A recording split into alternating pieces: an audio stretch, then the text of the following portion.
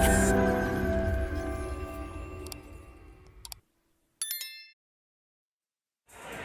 and gentlemen, we are now ready for 3 rounds in the amateur thigh 59 kilo weight class. And now introducing to you first, making his way to the blue corner of the ring and representing Dublin Combat Academy. Please welcome Griffin. And now, ladies and gentlemen, introducing his opponent, fighting out of the red corner, representing Langka Muay Thai. Please welcome to the ring,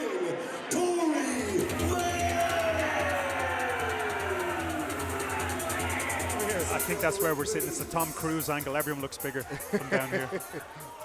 What we'll notice is we have sock shins over here. Sometimes some shows won't allow sock shin pads versus the traditional Fairtex normal shin pads. So I don't know if he's going to be a kicker, if he's going to hit them heavy kicks at him, Griffin. Oh, there we go. Southpaw stance, left leg kick straight off. Right into the clinch. Again, sometimes when I see this high energy in the clinch early on, I don't know if it's nerves. They want to get the nerves out of their way. Corey Mann definitely looks like the more compact fighter, built like a fire hydrant. Nice work from Griffin there. A little bit of a slip after throwing the kick there. I'm not sure if that was predicated off the check of Corey Mann. Okay, so Griffin looks like he's a natural southpaw. He's looking to play a kicking game. Again, he can kick and score, and when he dumps, what the judges will be looking at is if you catch a kick, if you don't move out of the way of that kick, catch it and dump, you don't have the net positive results. The kick scores and the dump scores, and that will lead to a net zero, as I was chatting with one of the judges a second ago.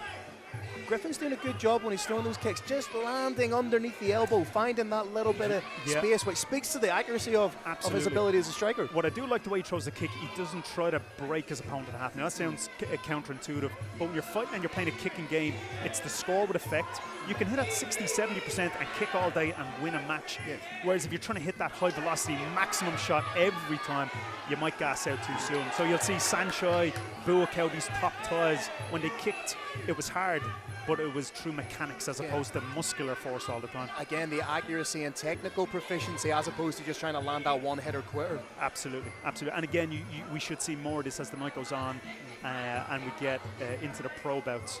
But again, another, I think, a great start and another highly skilled bout.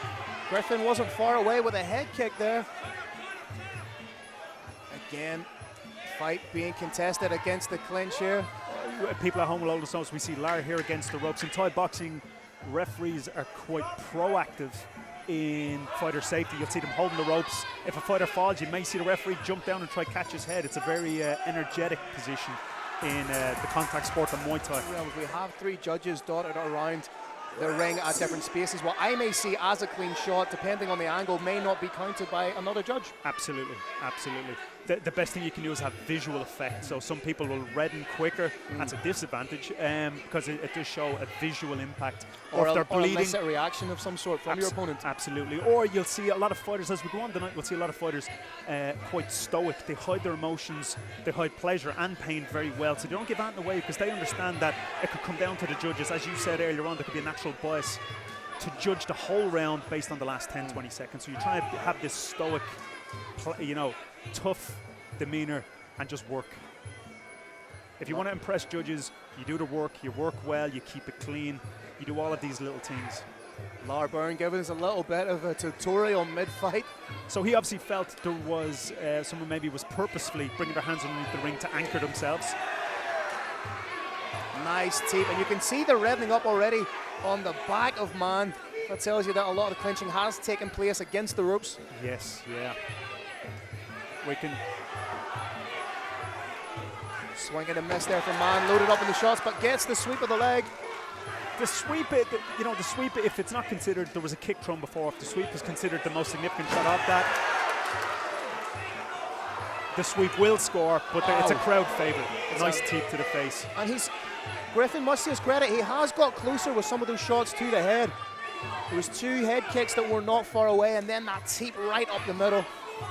Again, it's a great technique because your teammates don't really throw a lot at you in sparring because they don't want to break your nose, they don't want to injure you in camp. So technically it is a shot that you probably haven't seen a lot in camp unless you have quite a lot of experience. So it's a great shot to throw in a match. Again, with the clinch, if you're arching back, obviously the propensity is to walk back. The whole point is in the clinch is to arch forward, put your weight on the opponent, and not use mechanical force. Don't use muscle all the time. Use mechanics and leverage. So whoever has the aesthetic more leaning towards a question mark as opposed to somebody leaning right back. Absolutely, absolutely. I think you're more mechanically efficient, and you can create the gap between midsection, which allows more definitive knees, as opposed to just hugging and just body shots can leave. A boxer may watch and think, God, their chin is quite high. Final round.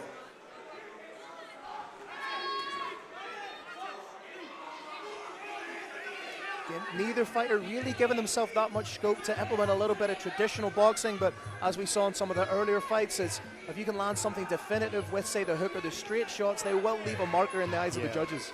You can see, again, we're nearly following some of the suit of the previous matches when the two fighters engage in such close clinch. Again, makes it very difficult.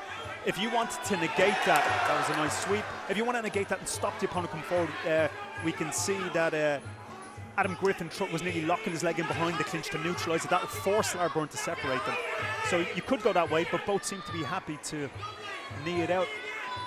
And again, to the uninitiated, people may look at the clinch and think not a lot's happening, but you have two opposing forces. What happens when an unstoppable force meets an immovable object? Absolutely, and that whole clinch there, people at home would have seen a very good knee there from Corey Mann, and that was probably the most significant in there.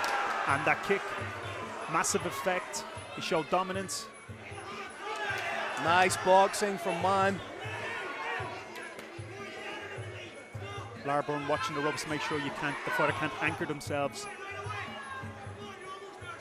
You see Collie Mann in the corner of Griffin, calling him on, asking for something definitive. That's another big takedown. So if we're judging the fight on dominance in clinch, in this round we can see Mann taking it up with one or two more significant knees and that very well-timed turn.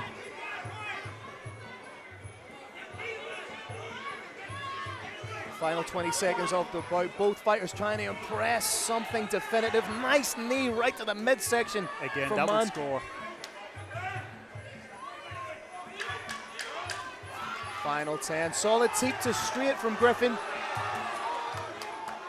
Nice work from Mann, just to smother that momentum of Griffin in the last phase of the fight. And we can see Mann there. It's a Terry for the final decision. All